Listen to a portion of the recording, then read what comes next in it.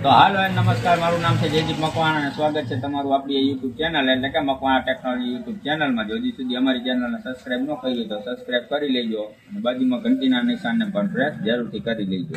તો આજે આપણે વાત કરીશું કે ગુજરાતમાં ભરતી નીકળી છે સરકારી નોકરી, તો કઈ રીતે એનું એપ્લિકેશન ડાઉનલોડ કરવું અને ફોર્મ કઈ રીતે ભરવું. તો ચાલો જાણીએ આખો વિડીયો સારો લાગે તો લાઈક કરતા જઈજો. તો ચાલો જાણીએ. જય હિન્દ, જય ભારત મિત્રો, સ્વાગત છે તમારું નવા વિડીયોની અંદર. આ વિડીયો છે તમારા માટે ખૂબ જ ઉપયોગી છે, કારણ કે અત્યારે ગુજરાતની અંદર સરકારી ભરતીની રાહ બધા જ વિડીયોમાં આવી રહી છે અને બધા જ લોકો સરકારી ભરતીની રાહ જોઈ રહ્યા છે. એવામાં મિત્રો આપણે વાત કરીએ તો ગૌણ સેવા પસંદગી દ્વારા ગ્રુપ એ અને ગ્રુપ 3 વર્ગ 3ની સંયુક્ત સ્પર્ધાત્મક પરીક્ષાની જાહેરાત કરવામાં આવી છે. આની અંદર મિત્રો વાત કરીએ તો ગ્રુપ એ અને ગ્રુપ બીની અંદર કેટલી જગ્યાઓ છે, પગાર ધોરણ કેટલો છે, આનો ફોર્મ કઈ રીતે અને ક્યાં સુધી પૂરવાનું છે, એની આપણા વિડીયોની અંદર સંપૂર્ણ ચર્ચા કરવાના છીએ. એ પહેલા જો ચેનલની અંદર નવા છો તો ચેનલને સબસ્ક્રાઇબ જરૂરથી કરી દેજો. હવે મિત્રો વાત કરીએ તો ગુજરાત ગૌણ સેવા પસંદગી મંડળ ગાંધીનગર દ્વારા ગ્રુપ એ અને ગ્રુપ બીની કોમ્પિટિટિવ એક્ઝામ માટેની જાહેરાત કરી દેવામાં આવી છે. મિત્રો વાત કરીએ તો આની અંદર ટોટલ ગ્રુપ એની અંદર 2300 અને ગ્રુપ બીની અંદર ટોટલ 3000, એવી રીતે 6000 જેટલી જગ્યાઓ ઉપર અત્યારે ભરતી થઈ રહી છે.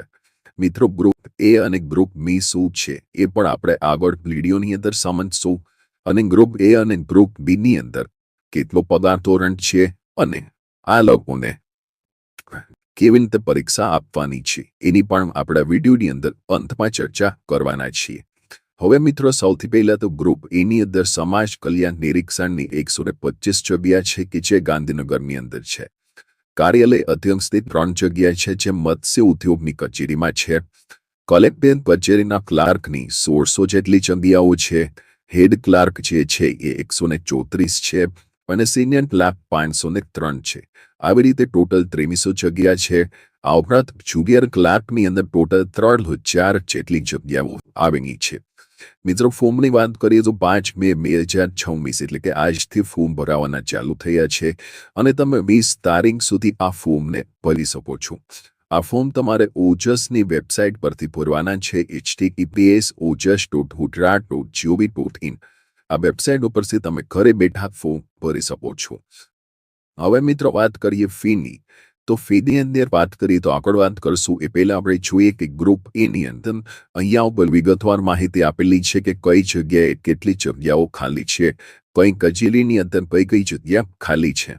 હવે મિત્રો પગાર ધોરણની વાત છે તો પગાર ધોરણ આની અંદર 50,000 થી લઈ અને જગ્યા વાઇઝ 26,000 મિનિમમ પગાર છે અને મહત્તમ પગાર 26,000 અને 50,000 સુધી આપેલું છે.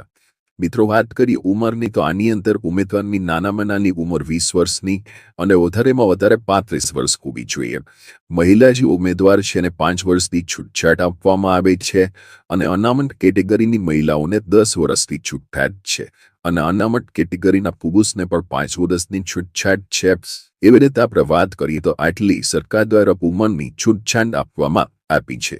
હવે મહત્વની વાત છે કે પગાર ધોરણ, તો કે હેડ ક્લાર્કની અંદર પગાર 40,800 છે. આની અંદર પ્રથમ 5 વર્ષ સુધી પગાર છે એ ફિક્સ હોય છે. ત્યારબાદ જેવી રીતે પગાર પંચ આવે એવી રીતે તમારો પગાર વધતું હોય છે. તો હેડ ક્લાર્કની અંદર 40,800 પગાર છે, સિનિયર ક્લાર્કની અંદર 26,000 જેટલો પગાર છે, કલેક્ટર કચેરીના ક્લાર્કની અંદર 26,000, જુનિયર ક્લાર્કનો 26,000, કાર્યાલય અધિક્ષણ જે છે એનો 49,600 અને સમાજ કલ્યાણ નિરીક્ષણમાં 40,800. હવે મિત્રો જગ્યા આપણે જોઈએ તો સમાજ કલ્યાણ નિરીક્ષણની 125 જગ્યા છે અને કાર્યાલય અધ્યક્ષની ખાલી 3 જ જગ્યા છે, પરંતુ પગાર એનો વધારે છે.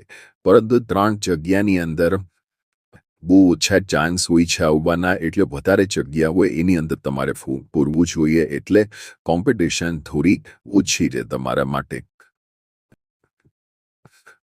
ત્યારબાદ મિત્રો વાત કરીએ એજ્યુકેશનલ ક્વોલિફિકેશનની, તો કે જેમને પણ કોઈ પણ સ્નાતકની પદવી મેળવી હોય એ લોકો આની અંદર ફોર્મ છે એ ભરી શકે છે. ત્યારબાદ ઈડબ્લ્યુએસના કેટેગરીના જે ઉમેદવાર છે એના માટે કેવું ઈડબ્લ્યુએસનું સર્ટિફિકેટ હોવી જોઈએ એ પણ આપેલું છે. આ ઉપરાંત મિત્રો આપણે વાત કરીએ તો જેમને પણ રમતગમતની અંદર કોઈ પણ જગ્યાએ આંતર યુનિવર્સિટી, અખિલ ભારતીય સેવા, રાષ્ટ્રીય ક્યાંય પણ ભાગ લીધો હશે એમને વધારાના 5% એટલે કે વધારાના 5% ઉમેરી અને યાદી મેરિટ તૈયાર કરવામાં આવશે.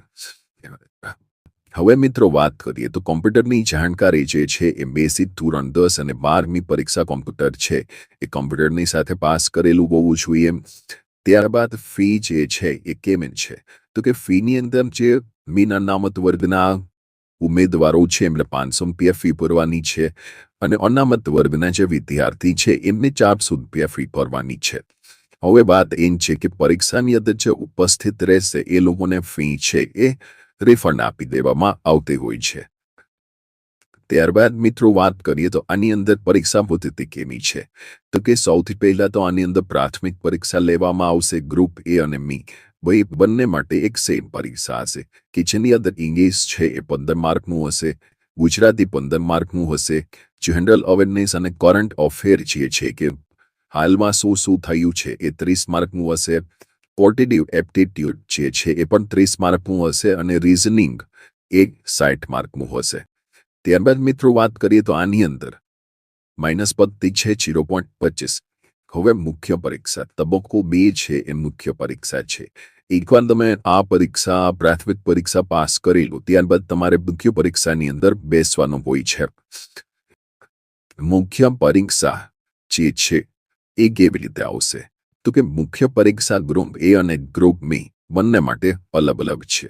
ગ્રુપ એની અંદર જેમને પણ ફોર્મ ભરેલું છે એના માટે પરીક્ષાના કોર્સની આપણે વાત કરીએ તો અલગ છે અને ગ્રુપ બી માટે પણ અલગ છે.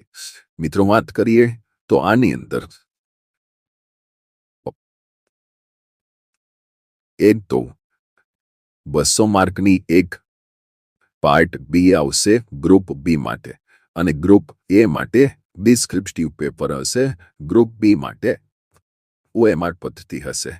આની અંદર 350 માર્કનું પેપર રહેશે અને આની અંદર મિનિમમ 200 માર્કનું પેપર રહેશે કે જેમાં આપણે વાત કરીએ તો પરીક્ષા ડિસ્ક્રિપ્ટિવ કેમી હોય તો કે આની અંદર એક તો તમારે નિબંધ લખવાનો હોય કે જેના 15 માર્ક હોય, વિચાર વિસ્તરણ કરવાનો હોય 100 શબ્દની અંદર, ત્યારબાદ 3 ભાગની અંદર તમારા શબ્દોની અંદર સંક્ષેપ કરવાનું હોય, ગદ્ય સમીક્ષા હોય તો આવી રીતે ટોટલ 100 માર્કનું ગુજરાતીનું પેપર હોય. સેમ એવું જ પેપર 100 માર્કનું ઇંગ્લિશનું પણ હોય છે.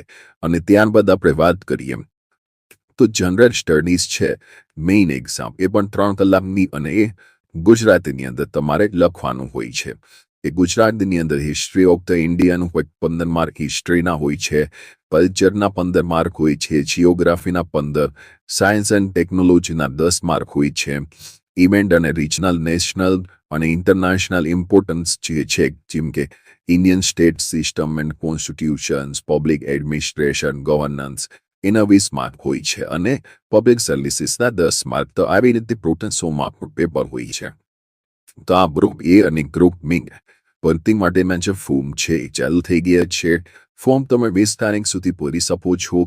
અને મિત્રો આપણે વાત કરીએ તો આ અંતર્ગત સૌથી મોટો ફાયદો એ છે કે આની અંદર પગાર ધોરણ વધારે છે અને આ વખતે જગ્યાઓ પણ ખાસી વધારે છે. 5500 જેટલી જગ્યાઓ પર ગુજરાત સરકાર દ્વારા સ્થિતિ જ ભરતી કરવામાં આવી રહી છે. તો તમે પણ જો ગવર્મેન્ટ પરીક્ષાની તૈયારી કરી રહ્યા હોય તો આ ફોર્મ જરૂરથી ભરી દેજો. અને મિત્રો આપણે વાત કરીએ તો આનો સિલેબસ છે એ કેવો હોવો જોઈએ એ પણ જો તમારે માહિતી જોતી હોય તો કમેન્ટ બોક્સની અંદર જરૂર લખી દેજો.